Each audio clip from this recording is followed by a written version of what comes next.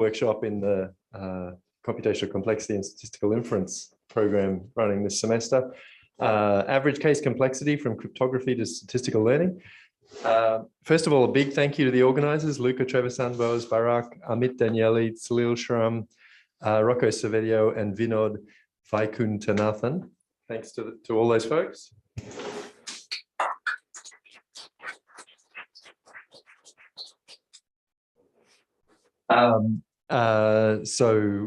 Luca's going to say a few words about the workshop. I mean, I guess we've got a whole lot of familiar faces here. I'm not sure I need to go through the logistics for you.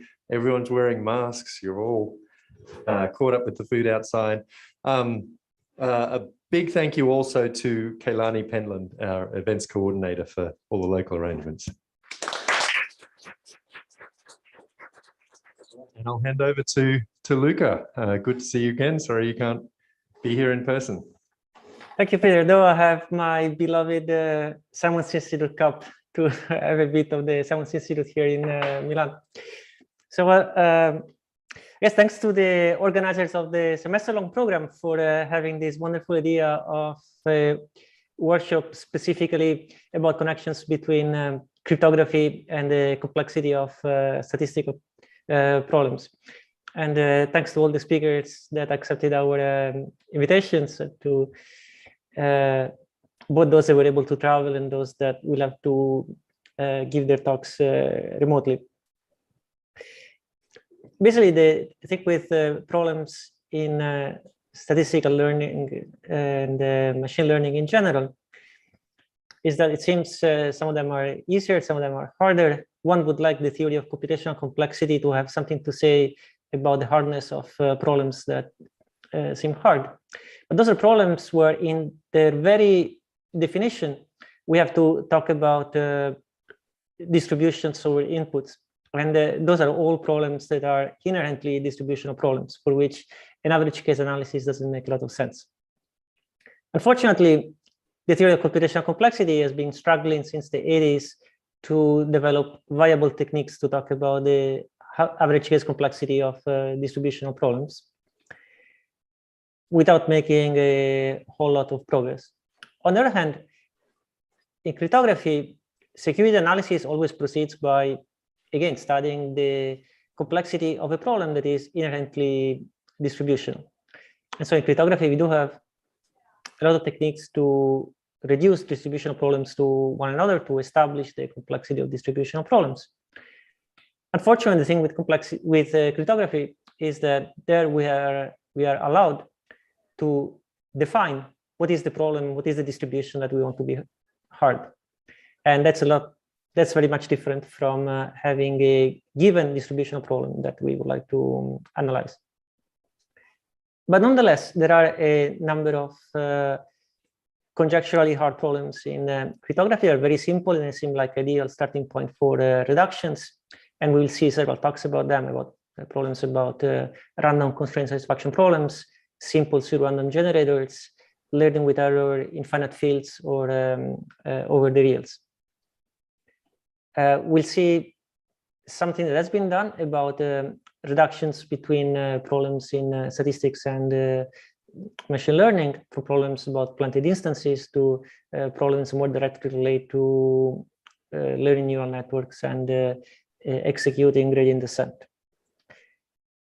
To have sort of a full spectrum of results in which everybody can see something new, we'll also have tomorrow a much more theoretical talk about problems like finding the minimum size circuit that satisfies a certain input-output relation, or approximating the certain resource-bounded version of Kolmogorov complexity. Those are problems that are somewhat tangentially related to learning because they have to do with the problem of learning general circuits, but are also having a sort of very deep and not entirely understood position at the core of average case complexity, kind of particularly on how kind of worst case assumptions relate to average case assumptions. So I hope everybody will find something new and something interesting, something thought-provoking in this workshop. And then the whole 3 days of the workshop will be a long opportunity to think about new conjectures, think about new open problems. On this note, tomorrow we will have a 1 hour structured session specifically on open problems and conjectures. As you have heard from the Simon's administration, Andrej and I would like to know in advance, say by end of day today by email, if you plan to talk in tomorrow's session and roughly about what, so we can make a kind of preliminary schedule for the session, have a sense of how much time to give to each presentation. Nonetheless, if tomorrow you decide the last minute you would like to talk, I'm sure there will be some time available at the end. But if you already know that you would like to talk, please let Andrej and I know. Okay, so I hope everybody will find a lot of food for thought in these 3 days, and I'll just pass the floor to the session chair to introduce our first speaker.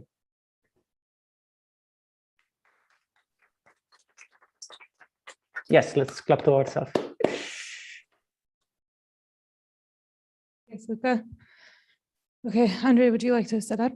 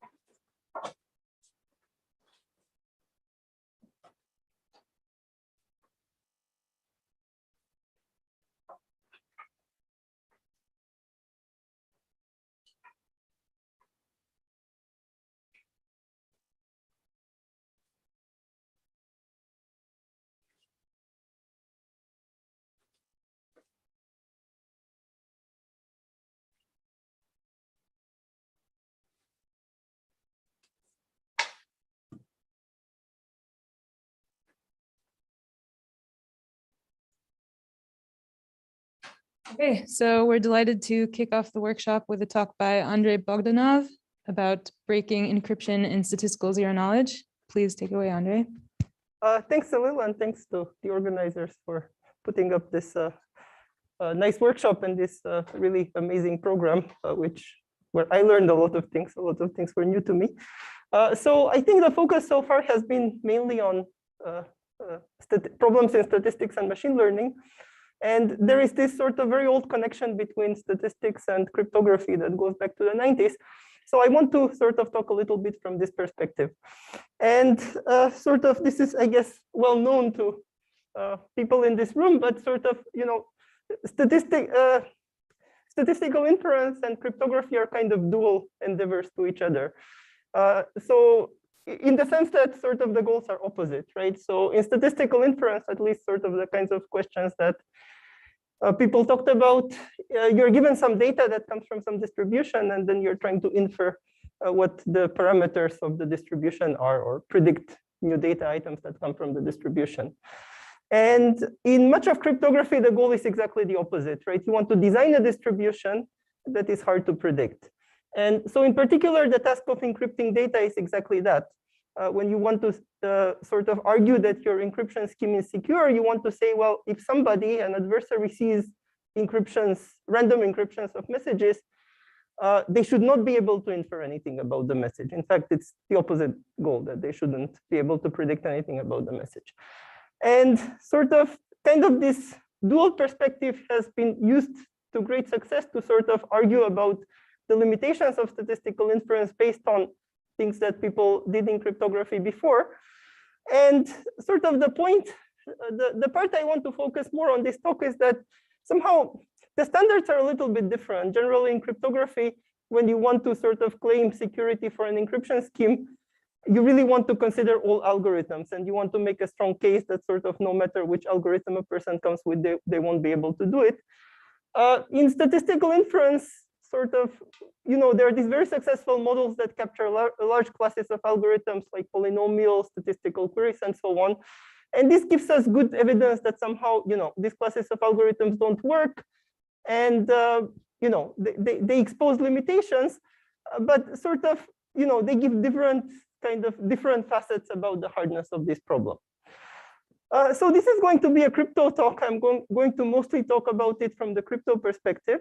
And I hope in the end to come back and speculate a little bit about what all this means to the hardness of statistical learning. So let me sort of start with the grand goal of sort of the foundations of crypto.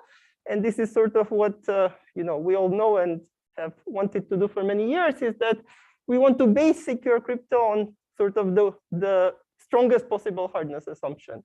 And for crypto, this would be the assumption that P does not equal NP. We know that if they're equal, then there is no crypto. It's not possible to do anything. And this was even pointed out in the seminal paper of Diffie and Hellman, which is from the 70s. Sort of they foresaw this connection, and they foresaw the obstacle about why is it that we cannot get it? What is it that prevents us from getting secure crypto from P does not equal to NP?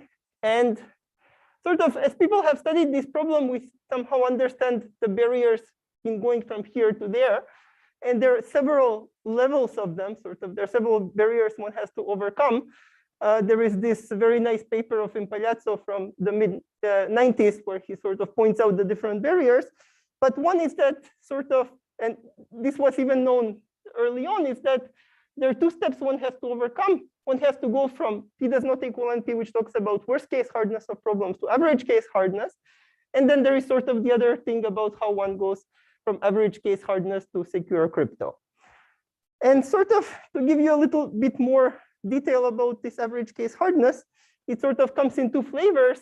It comes in sort of the flavor of, I think, what people mostly would call refutation hardness, which is sort of, I want to design an algorithm which is always correct, but it can say I don't know some fraction of the time, and it handles all average case hard instances. And the one that we need from crypto is a heuristic hardness, an algorithm that somehow can give the wrong answer from time to time, but it just happens to be right with most of the time, or some non-negligible fraction of the time. And sort of a lot of the work in sort of why, so somehow a lot of the work we have that studied this connection is negative, and it has focus on this part over here, right? We have a lot of excuses why we cannot go from P does not equal NP to even this kind of first stage of average case hardness. And I'm not going to talk about this in this talk. And the reason I'm not going to talk about this is because tomorrow there is a talk by Shuichi Hirahara, who had this amazing result about 4 years ago that showed that essentially all the excuses we have for this are nonsense. So what he showed is not exactly that you can do this, but he showed something very related. He showed that you can have a worst case to average case reduction for some problem which is sort of looks like going from P does not equal NP to refutation hardness. And this is this minimum time-bounded Kolmogorov complexity problem. So sort of just, he's going to talk about it tomorrow. So I think you should really, I hope, so I think this is the talk you should attend.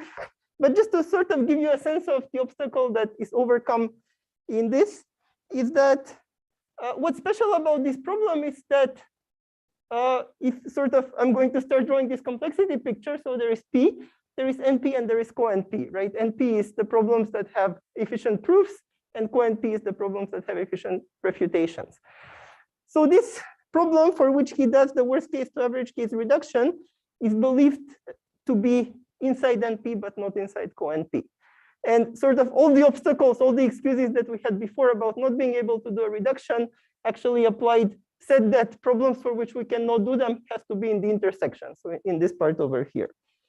So sort of somehow this worst case to average case barrier that we had for many years has in some sense been overcome. We don't know how to do crypto from it. We don't know how to go all the way down, but this is not what I'm going to talk about. What I want to do is I want to do a little bit of a different perspective today. So what I want to ask is the following question. So we've been building, so in particular, the kinds of crypto that we can build, we use problems like shortest independent vector problem, which is a worst case problem, learning with errors, which is an average case problem. These are problems that reside in NP intersect co-NP. And the question I want to talk about today is whether we can build secure cryptography.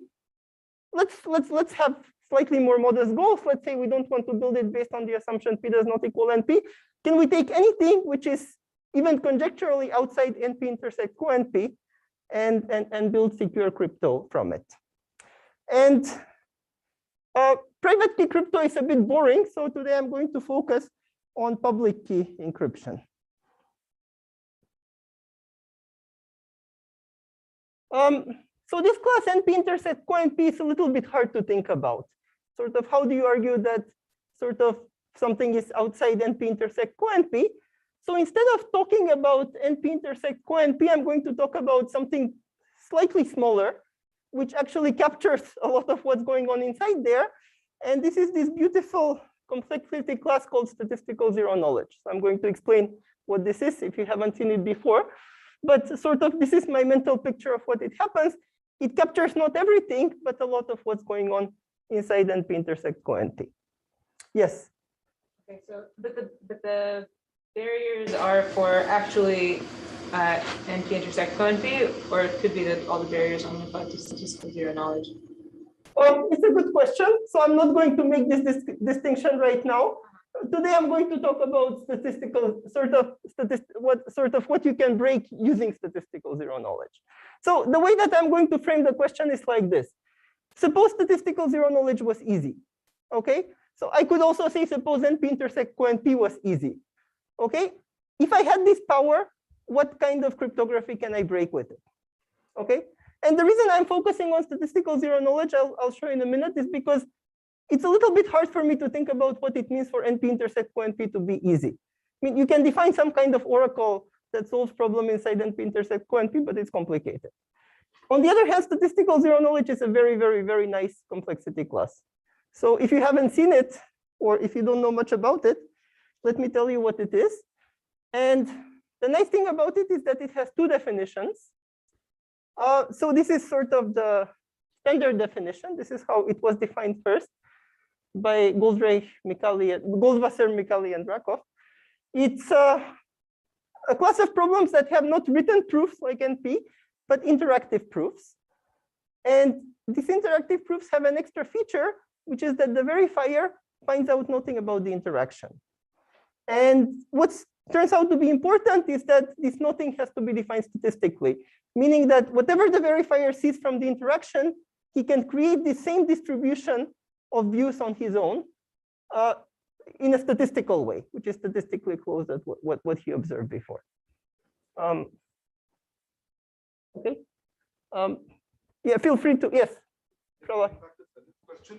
So you talked about two types of productions, one going from P not equal to NP or N, refutation hardness, and yes. then from there all the way to security. Yes.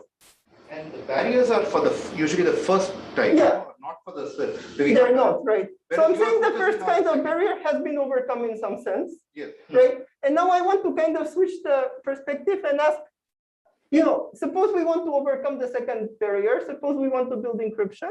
Now I want to look at sort of what we have done, what kind of encryptions we have built, and which of them are candidate or plausible ways to overcome this barrier, right? So that's okay.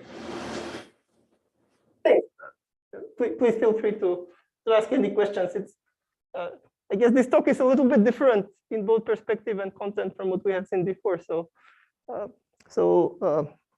feel free to hijack it and take it in a different direction if you think it's more interesting. So this is one definition. And then there is a different definition, which turns out to be equivalent, which is actually very convenient.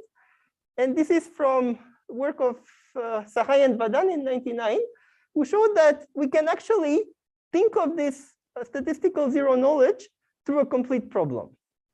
And the complete problem has a very simple description. You're given two samplers for two distributions. Okay, let me call them A and B. So they're circuits. And then what you have to decide is whether the distributions, they sample distributions. So the input is just a random string, right? The output is some string of the same length in both. You have to decide whether they sample the same distribution or very different distribution. Or sort of, if you do it with parameters, they sample distributions which are statistically close or statistically far from one another. And sort of if you think about NP completeness, usually use complete problems to argue that something is hard, but actually this is going to be a convenient definition for us to put things in statistical zero knowledge. So if I can reduce whatever I'm trying to do to this problem, namely if I have an oracle that can do this, then if I can use this oracle to solve my problem, break my encryption in this case, then that would be evidence that, or it would put this problem inside statistical zero knowledge. Yes? No. The samplers output samples from distributions, right? So you can think of the output of the sampler as the description of a distribution. So there are statements about those distributions, whether they're statistically close or statistically far.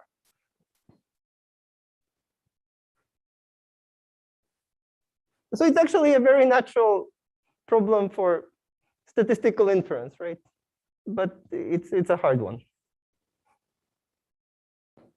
So I want to kind of do a historical tour, mostly tell you about things that are known, and maybe say a little bit of some new observations in the end about which of the encryption schemes can we break with an oracle that allows us to distinguish between such pairs of distributions.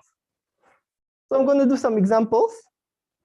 The first example I want to talk about is El-Gamal encryption. So this is sort of one of the, I guess, early encryption schemes, which is based on the hardness of decisional Diffie-Hellman assumption. So the hardness of sort of distinguishing discrete logs. And for what I'm going to talk about, is not going to be too important sort of why this encryption is secure, because we're going to, after all, break it using our oracle. So it's just the mechanics that are going to matter more. And the way that it works is G here is the generator of some cyclic group. And then the public key is just G raised to some random number, which you call the secret key. Okay, so that's how this looks like. It's algebra. If I want to encrypt a message, what I do is I take the generator, raise it to some random power, and I take the public key, raise it to the same random power, and multiply it by the message, where I think of the message as being some group element. And this allows me to decrypt the message if I know the secret key, because I can undo this operation that I did on the left. If I raise the first part to the secret key and divide, I get the message back. That's the logic behind the decryption, at least. And what I want to sort of argue now is that if I have a statistical zero knowledge oracle, then I can break this encryption. What does it mean to break this encryption? It means that I can distinguish between encryptions of two different messages. Here I'm going to call them 1 and 2 for convenience. So how do I use this oracle to distinguish between the two encryptions? And now, when I'm given with the task of distinguishing two encryptions, I'm given a string, right? This is the encryption I have. What the oracle allows me to do, it allows me to distinguish between samplers. So somehow, if I want to use this oracle, I need to take this string and turn it into a sampler. Or I need to take a sample and turn it into a sampler for producing sort of samples from the same distribution. And in this case, there is an easy way to do it. I think some of you see it already, right? What I can do is I can take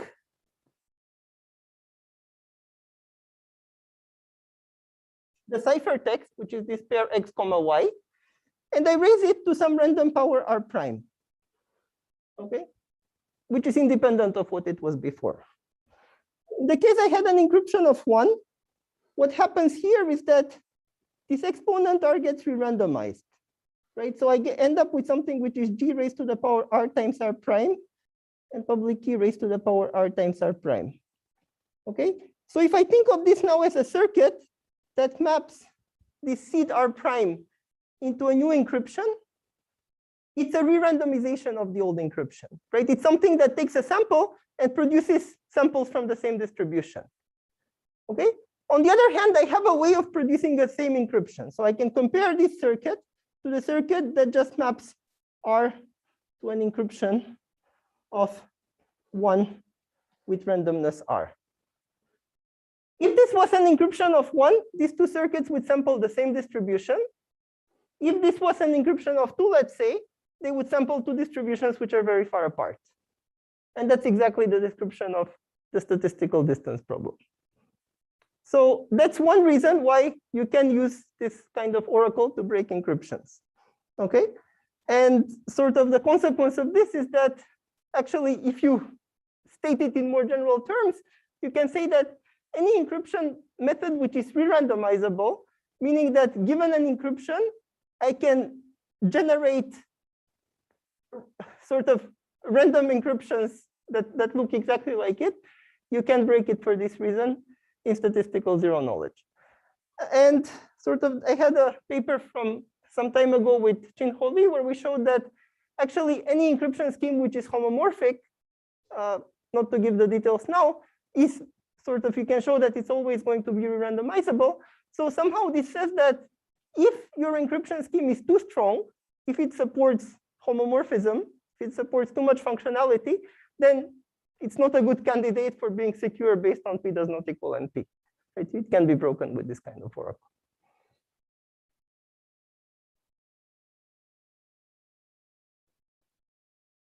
Example 2, this is an encryption scheme of Regeth. So this is sort of the famous LWE-based encryption. And it turns out that this one too can be broken in statistical zero knowledge, but for a different reason. So I'm not going to tell you what this scheme looks like. Sort of, I'm just going to tell you what the public key in the scheme looks like. And the public key has to do with the learning with errors assumption. What does the learning with errors assumption say? It says that if I take a random matrix, a tall matrix, m by n matrix, with values in ZQ for some modulus Q, and I take some random linear combination of its columns and I add a bit of noise to it. Okay, that's what the right-hand side is going to look like. That this is going to be indistinguishable from what would have happened if the right-hand side was completely random and independent from the left. Okay, so this is very much like statistical inference hypothesis, right? I have some secret key that tells me what linear combinations I'm taking, and I cannot distinguish sort of this alternative hypothesis that the right-hand side are noisy samples from this distribution from them being completely random. So what I'm going to sort of show you is that what you can do using a statistical distance oracle is you can distinguish between the null hypothesis and the alternative hypothesis. And what I'm not going to show you, but what Regeth showed is that this is in fact sufficient to break the encryption scheme. So it's necessary. So the security of this is both necessary and sufficient for the security of encryption. The reason for this is that there is in addition some search to decision reduction, which says that if I can break these two distributions, if I can distinguish between these two distributions, then I can recover the secret key. And once I know the secret key, then everything is insecure. Okay. So how can I distinguish between these two distributions using a statistical distance oracle? And this is a very nice idea of Goldreich and Goldwasser, who gave actually a more general protocol. And what they say is what we're going to look at is we're going to look at the span of the columns of this matrix on the one hand, and the span of the columns of this matrix plus the vector B on the other hand. And you get a picture that kind of looks like this. In the first case, where you have this alternative hypothesis, these two spans are going to be close to one another. Why? Because the second one is just obtained from the first one by adding some small noise to it. Okay. In the second case, I add something completely random. So they're going to be far from one another. So how can I distinguish between these two cases? What I do is sort of here are the two distributions, if we think of it in terms of distributions. I take a sample either from here or from here. Okay. And then I add a little bit of noise to it. So I shift it by some vector. Okay, some Gaussian, let's say. So in this case, the distributions that I get are going to be close to one another because somehow the noise is going to, like make these two subspaces look the same. In this case, because they're very far already, actually, if the noise doesn't have too much magnitude, they're still going to be very distinct. So I'm going to get to distributions which are very far apart from one another. So that's the reason why Regeth encryption, you can break it also with the statistical zero-knowledge oracle.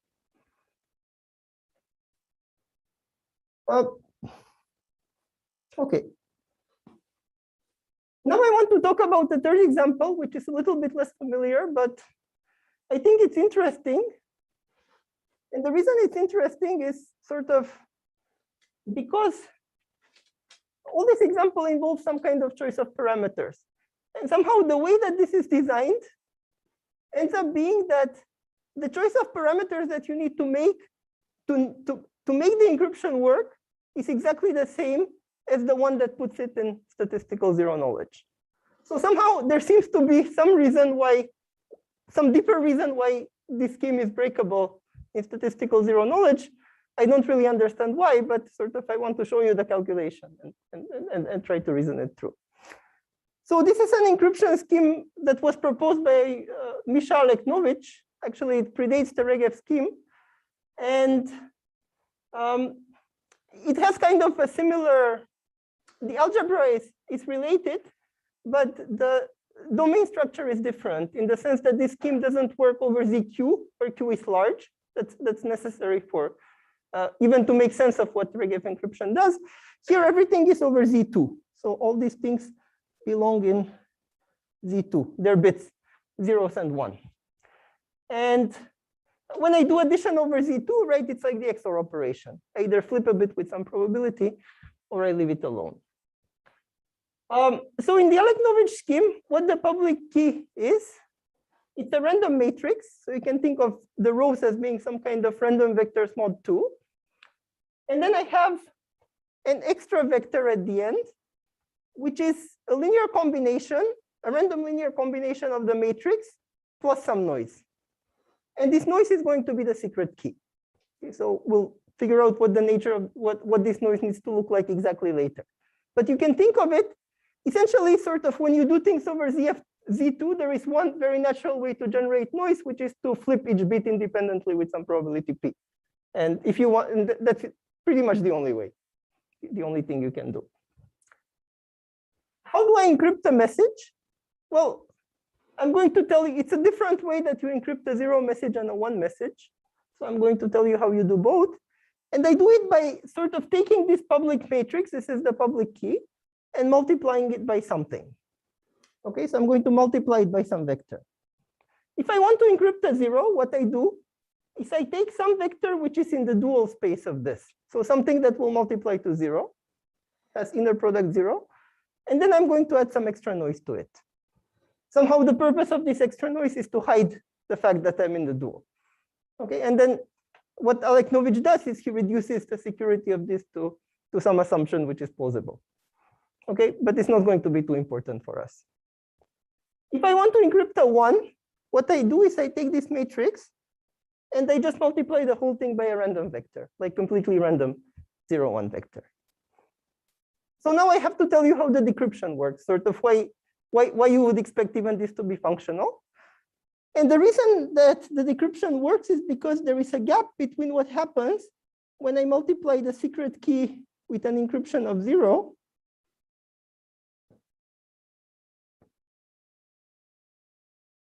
and when I multiply the secret key with an encryption of 1. When I multiply it by an encryption of 0, what happens is that because this C lives in the dual space, it's going to vanish when I multiply it by the secret. Right, the secret key is just some linear combination of the rows of this matrix. So that part is going to vanish, and what's going to be left over is just the dot product of the secret key and the noise. Well, when I encrypt a 1, when I try to decrypt a 1, what I get is the inner product of the secret key, whatever it is, by something random. So if I end up picking the parameter so that there is a gap between these two cases, then I can decrypt. How do I ensure there is a gap? If I can ensure that the support of the secret key and the support of the noise are typically disjoint, then there is going to be a gap between the two cases, right? So I need these two to be typically disjoint.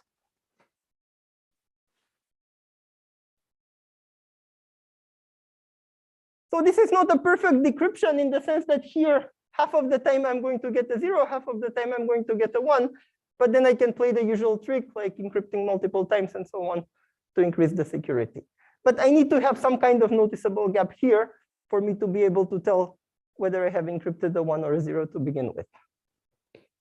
So now comes the part which I think is somewhat interesting, is that in order to have this first property, in order for these two to be typically disjoint, if each of them is some kind of random noise, then at least one of them needs to have, think of them as being binomial samples, right? Needs to have probability 1 over square root of n, right? If both of them are bigger than 1 over square root of n, then I'm going to get a collision. I'm very likely to get a collision. But if this has probability 1 over square root of n, then it turns out that I can use that in both cases to put this, to break this description in using a statistical distance oracle. Why can I do it? Well, because I can use a very similar trick to what Goldreich and Goldwasser used. So here, the distributions are a little bit different because they're distributions over bits, but you get the same phenomenon, which is that say the secret key is comes from a distribution that looks like this. So then what I can do is I can sort of take my public key matrix and do the same trick I did before. I'm not going to explain it, but just add some noise to it, right? And the extra noise I'm going to add is just going to be, say I flip each bit individually with an extra probability 1/3. In one of the distributions, if I look at the distributions that comes from the secret key, the effect I get from doing this is as if I was adding somehow a random vector which has square root of n ones with a random vector that has n over 3 ones. And this is statistically close to a random vector that has 1/3 ones because square root of n is kind of within the standard deviation, right? On the other hand, if I add this to a random vector, I'm going to notice that there is a big difference, right? Because the number of ones will jump from 1/3 to 1/2. So I think it's kind of curious that 1 over square root of n is kind of the exact point at which this happens. And this is the parameter that you need to use for the security of encryption that allows you to break it in statistical zero knowledge.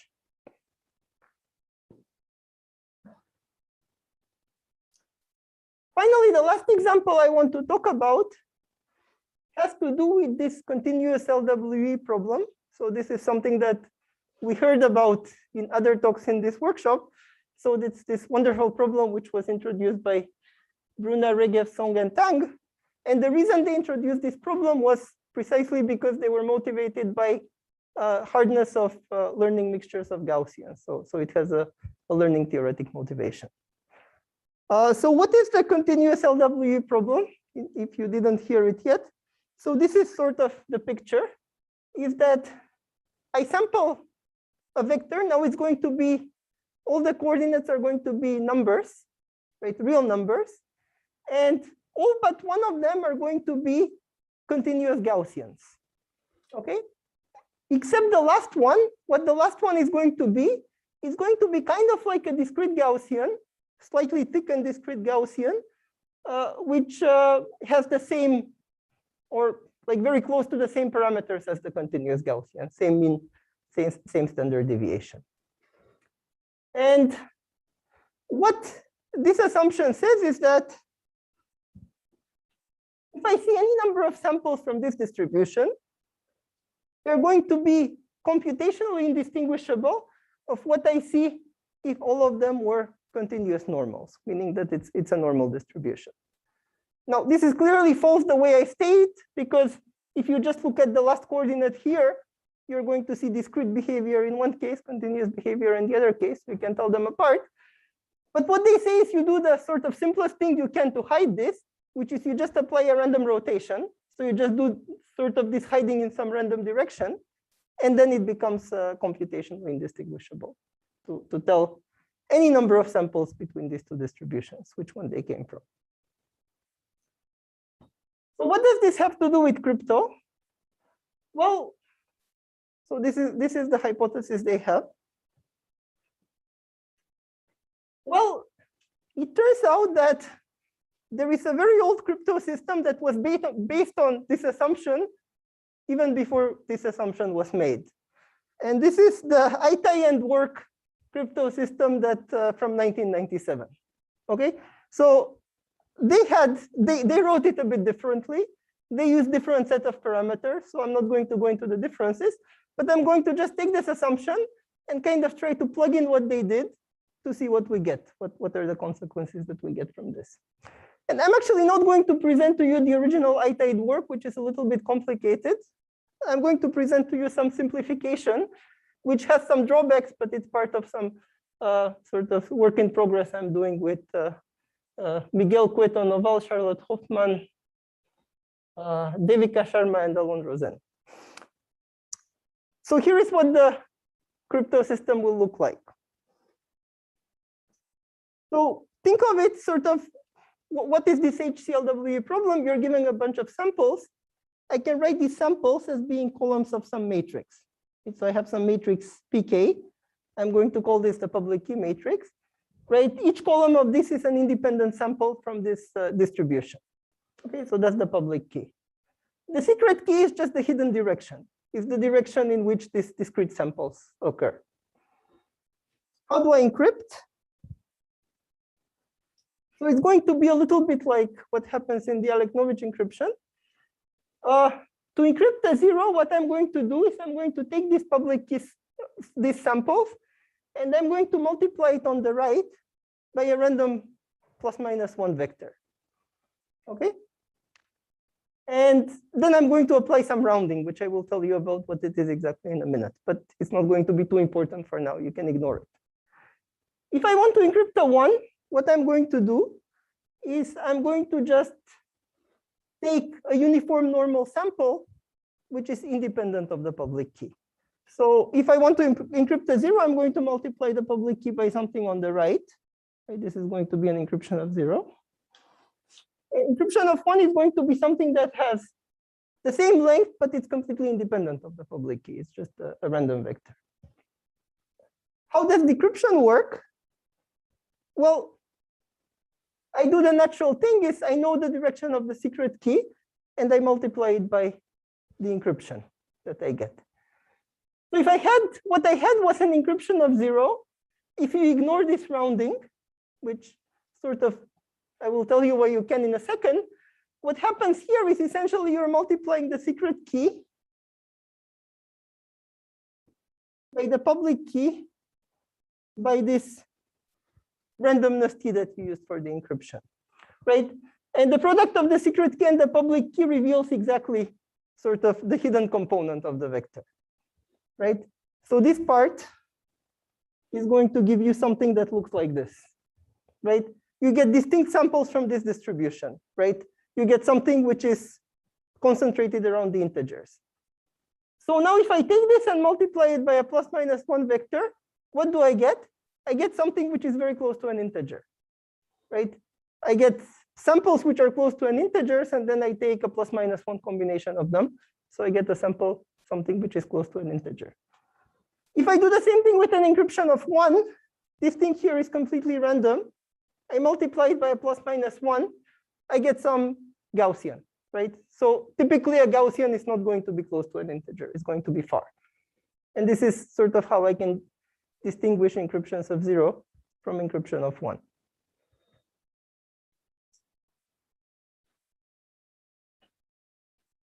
What is this rounding function? It turns out that you have to put in some rounding function if you want to argue security. And sort of the property that we want is that, okay, so let me tell you what it does, and then I'll try to argue why it's secure. So first of all, the way I'm going to implement it is I take this vector, which has entries which are real numbers.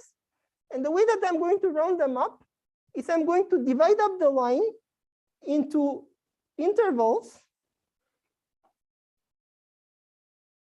where the Gaussian weight of each interval is the same. And there are going to be some polynomial number of them. So you can think of them, there being as some kind of Polyn intervals here. All of them have the same Gaussian weight. And the way that I'm going to round, say, a vector that gets one sample here, one sample here, one sample here, I'm just going to map it to the bucket, right? So if I label these buckets 1, 2, 3, 4, 5, I'm going to round this to 2. I'm going to round this to 6, and so on. Okay, so that's how the rounding happens. So two things that fall into the same interval get rounded to the same value. And it turns out that the property of this is that it's pseudo-random, in the sense that if instead of the public key matrix, I used a purely normal matrix, then the rounded encryption of 0 and the rounded encryption of 1 would be statistically close, even given the matrix itself. And sort of using this, you can then do a security argument, which is not too important for us. You can show that this implies that encryption is and encryption of 1 are indistinguishable. They're close to one another computationally for an adversary that can see both. What does this have to do with statistical distance and statistical zero knowledge? Well, I claim that this variability to make the encryption secure gives us a way to break the scheme in statistical zero knowledge. And to do this, I'm going to describe to you a protocol that that puts this problem in statistical zero knowledge. So instead of giving you the reduction, which you could also do, I'm just going to describe to you the proof system. So what does this proof system do? It will allow us to distinguish a matrix of HCLWE samples from a purely random matrix. Okay, so how does it happen? Well, the prover and the verifier both have one of these two as an input, and the verifier wants to know which one he has, right? So he takes the matrix as the public key. He doesn't know if it's a real public key or just some random data. And he encrypts some random message, okay? And then he sends this to the prover and tells the prover, tell me what the message is, okay? If X happened to be the public key itself, then this is a legitimate I-tied work encryption, okay? And then the prover can decrypt. So he can figure out what this message was. He can send him some M prime, which equals to M. And then the verifier is going to accept, okay? So if X is the public key, then the verifier will accept with high probability. If X is a random matrix, then what happens? Well, that's exactly what we showed in that case, is that encryptions of 0, when you use a random matrix as the public key, are statistically close to encryptions of 1, okay? So then the prover cannot tell encryptions of 0 from encryptions of 1. And finally, why is it statistical zero knowledge? Because in the first case, the verifier already knew what he was going to hear, right? He could have predicted that he was going to get the answer that he produced. So that's exactly the statistical zero knowledge property. Okay, so what this shows is that this HCLWE problem actually lies in the class statistical zero knowledge. I didn't quite show you how to break the encryption. I only showed you that you can distinguish a public key from a random one. And actually, I'm not exactly sure how to break the encryption. You need to do more work. So there is some issue. It's work in progress. So it's not completely figured out. But I want to focus on this aspect now, right? So what Regeth et al. Did in their paper is they started with some lattice assumption, shortest independent vector problem or whatnot. And they showed that you can derive this CLW and HCLWE problems from it. And you know, there is also this other problem which is called LWE, which has been used for a long time. But so far, we don't know sort of how these two are related from one another. And somehow what this shows is that sort of just about reasoning about how encryption schemes based on those problems work, you can draw the conclusion that all of these problems are actually cannot be too hard. They all fall into this statistical zero knowledge class. So now I want to speculate a little bit about what this means. Yes. Hey, Andrej, I think there was a question in the Zoom. Maybe Okay, Michael can unmute himself and ask. Yes. Great, thanks. Are any of these problems known to be hard for SDK? Well, they're average case problems, so I don't even know what it means for them to be hard for average case SDK.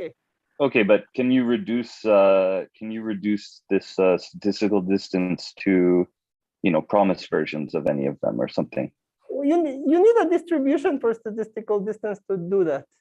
So I'm not exactly sure what would be a natural distributional variant of the statistical distance problem. Okay, so no. No. Great, thank you.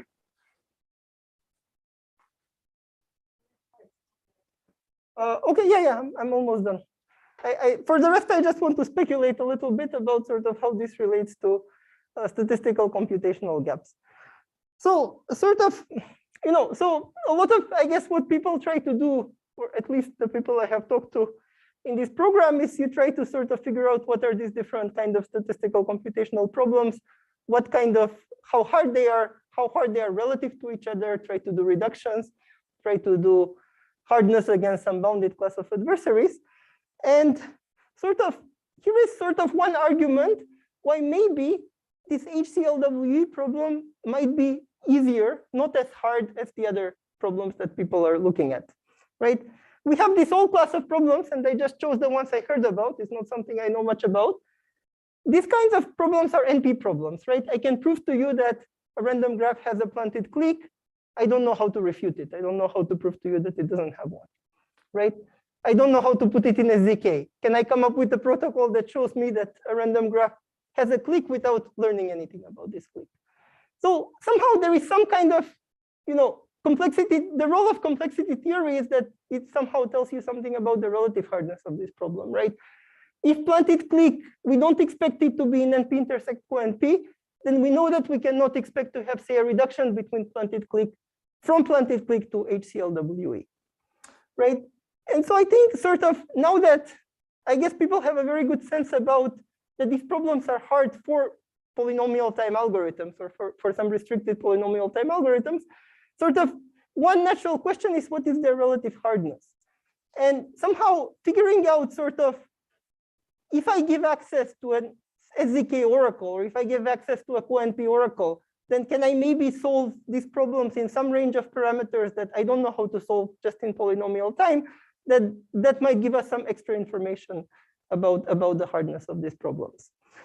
And sort of one very nice example that sort of is, again, old work of this type is this work on refuting random tree set, right? Which is something that a lot of you have been involved with. And the picture there is, right, that if I take a random tree set instance and I increase the number of clauses, initially it's statistically hard, right? If I have fewer than theta n, like I'm not going to talk about the constant here, which it's impossible to, I mean, it's not unsatisfiable, it is satisfiable. So sort of the problem of sort of certifying that it's unsatisfiable doesn't make sense. If I have a lot of them, right, if I have more than n to the 1.5, then there has been a lot of work sort of starting about 20 years ago that shows that I do have algorithms that certifies that this random formula is unsatisfiable. And then there is sort of this range in the middle, which I think sort of there has been a lot of explanation as to sort of why it might be hard to do it.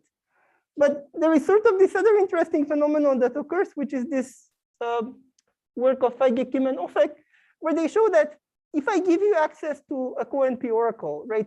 Or I mean, if for refutation, I can think of it as an NP oracle, right? If I can non-deterministically write down some kind of certificate, then that can help you go beyond this close to variable ratio. So there is something like below that for which there is an algorithm that takes some certificate, which I don't know how to compute efficiently, that convinces me that this formula is unsatisfiable, right? And somehow that paints a much richer picture about sort of the hardness of this problem, right?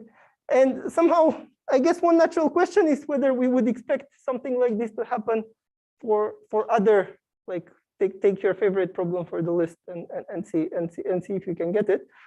And sort of related question, which is in some sense a harder question, is whether you can come up with statistical zero-knowledge proofs that. So statistical zero-knowledge has this beautiful property that is closed under complement. So coming up with a proof that the graph has the clique in statistical zero-knowledge automatically gives you a refutation, right? So it's very powerful like that.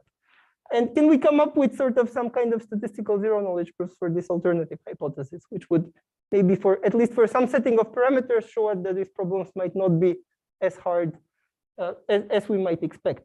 And sort of going through crypto is maybe one way of doing this. Maybe you try to build some encryption scheme and then try to break the encryption scheme. That might put the statistical zero-knowledge, but you can also try to reason about it directly and see if anything can come out of that. Thanks. Sorry for running a little bit over time.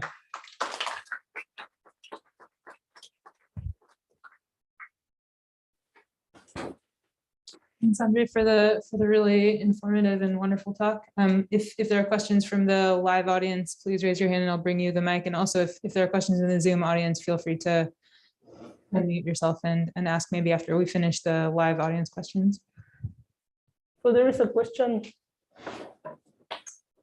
Can you break factoring-based encryption? That was asked by Benny. I don't know. Actually, this is not a comprehensive survey. I didn't go through. I don't know about factoring-based encryption. It's a good question. The other one I don't know is code-based encryption, like McAleese encryption. Not sure about those. So it's not meant to be comprehensive. But those are good questions also.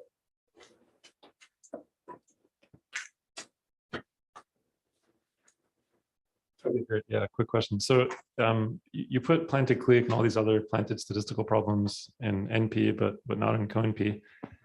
Is there some reason to believe that planted clique is not an SDK?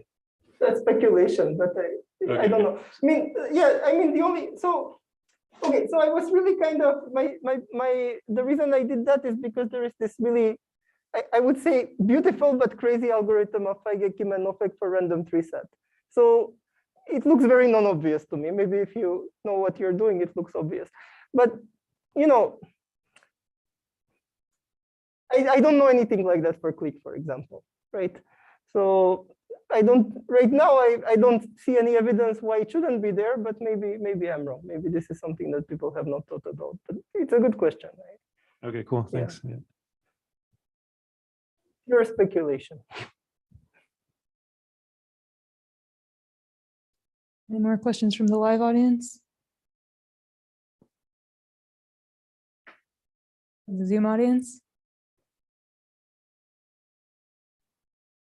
Well, maybe just a comment that all the evidence of hardness for, or some of the evidence of hardness for quantic clique is coming from sort of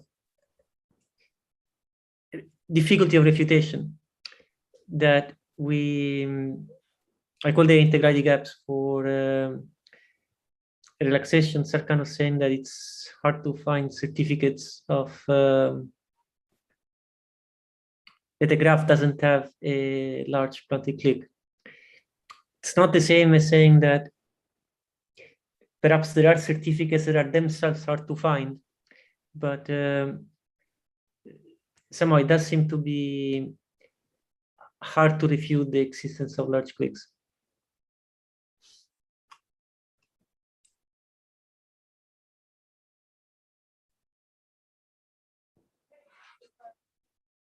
If there's no more comments or questions from the audience, then maybe we can take the rest offline and thank Andrej one more time.